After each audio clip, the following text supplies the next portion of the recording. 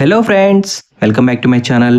ఈరోజు ఈ వీడియోలో చాలా టేస్టీగా ఉండే బెండకాయ మసాలా కర్రీని జిగురు లేకుండా చాలా సింపుల్ మెథడ్లో ఎలా చేసుకోవాలో ఈరోజు ఈ వీడియోలో చూసేద్దాం. ఇలా ఒక్కసారి ట్రై చేయండి, మళ్ళీ మళ్ళీ ఇలానే చేసుకొని తింటారు. అంత టేస్టీగా ఉంటుంది మన బెండకాయ మసాలా కర్రీ.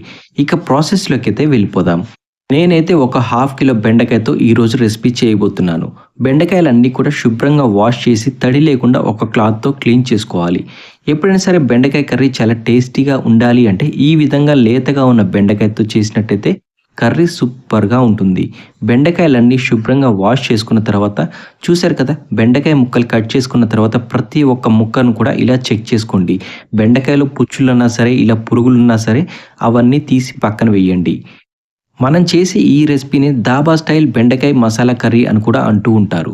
ఎప్పుడైనా సరే దాబా స్టైల్ బెండకాయ కర్రీ చేయాలంటే బెండకాయ ముక్కలు కనీసం ఈ సైజులో ఉన్నట్టయితేనే కర్రీ చాలా టేస్టీగా ఉంటుంది. తినేటప్పుడు కూడా పంటికి తగులుతూ చాలా రుచిగా అనిపిస్తుంది. కాబట్టి ముక్కలు ఈ సైజులో కట్ చేసుకోండి.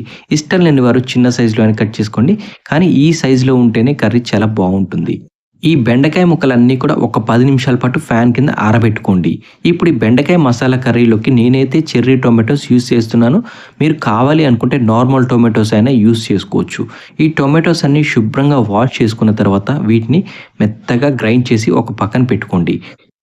ఈ బెండకాయ మసాలా కర్రీ చాలా టేస్టీగా ఉండాలి అంటే నాటు టొమాటోని యూస్ చేయండి, చాలా టేస్టీగా ఉంటుంది.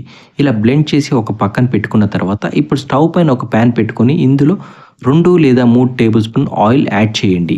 ఇలా ఆయిల్ హీట్ అయిన తర్వాత ముందుగా కట్ చేసి పక్కన పెట్టుకున్న ఈ బెండకాయ ముక్కలు అన్నీ కూడా ఈ ఆయిల్లో వేసి చక్కగా ఒక 2 నుంచి 3 నిమిషాల పాటు ఫ్రై చేయండి.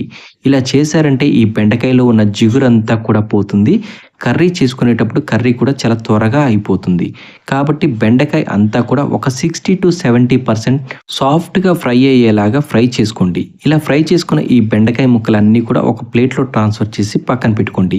మళ్ళీ ఇదే ప్యాన్లో ఒక 2 లేదా 3 టేబుల్ స్పూన్ ఆయిల్ యాడ్ చేసుకొని ఆయిల్ హీట్ అయిన తర్వాత ఇందులోనే 1 టేబుల్ స్పూన్ తాలింపు గింజల్ని యాడ్ చేయండి. 1 టేబుల్ స్పూన్ జీరాను కూడా యాడ్ చేసుకోండి. 2 లేదా 3 కట్ చేసి పక్కన పెట్టుకున్న ఈ గ్రీన్ చిల్లీస్ని కూడా వేసుకోండి. ఇలా వేసుకున్న తర్వాత 2 రెబ్బల కరివేపాకును కూడా యాడ్ చేసుకోండి. ఇలా యాడ్ చేసుకున్న తర్వాత ముందుగా కట్ చేసి పక్కన పెట్టుకున్న 2 పెద్ద సైజు ఆనియన్స్ని కూడా ఇందులో వేసుకోండి.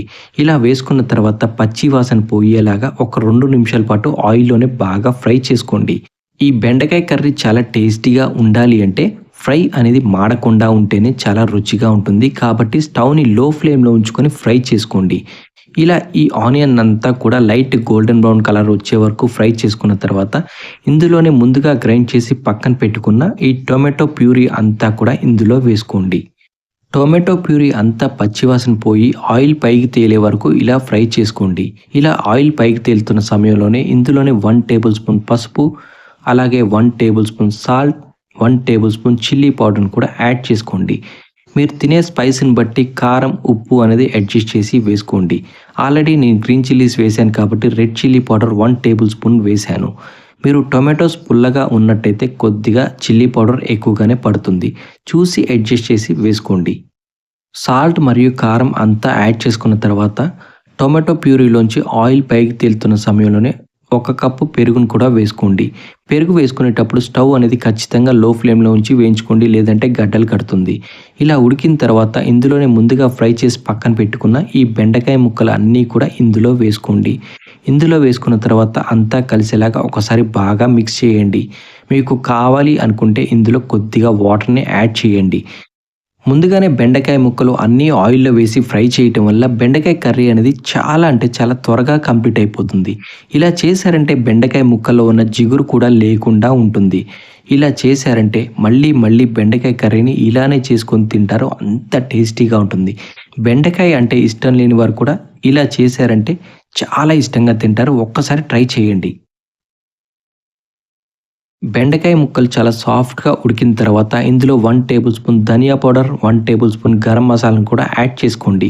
మన దాబా స్టైల్ బెండకాయ మసాలా కర్రీలో ఇవి 2 వేయటం వల్ల కర్రీ చాలా టేస్టీగా ఉంటుంది. బెండకాయ అంటే ఇష్టం లేని వారికి ఒక్కసారి నా స్టైల్లో ఈ విధంగా చేసి పెట్టండి, మళ్ళీ మళ్ళీ ఇలానే చేసుకొని తింటారు, అంత టేస్టీగా ఉంటుంది మన ఈ బెండకాయ మసాలా కర్రీ.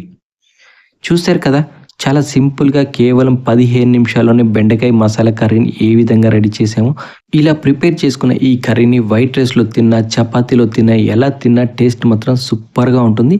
ఒక్కసారి ట్రై చేసి ఎలా వచ్చిందో కామెంట్ బాక్స్లో కామెంట్ చేసి ఖచ్చితంగా చెప్పండి. ఇప్పటివరకు మా వీడియో చూసి లైక్ చేయకపోతే లైక్ చేయండి, షేర్ చేయండి, సబ్స్క్రైబ్ చేయండి.